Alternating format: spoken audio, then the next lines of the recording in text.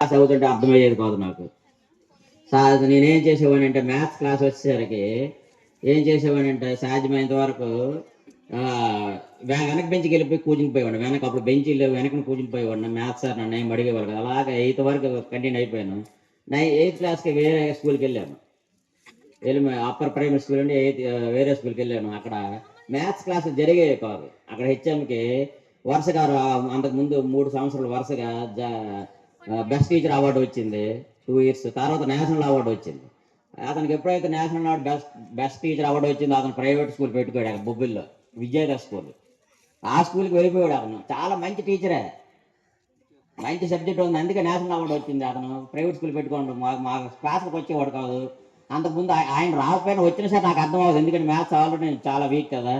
అయితే ఏమైందంటే 10th class నేను ఫెయిల్ అయిపోయాను. మ్యాథ్స్ ఒకటే ఫెయిల్ అయిపోయాను, మిగతావన్నీ చదవకపోయినా ఆటోమేటిక్గా నాకు కొద్ది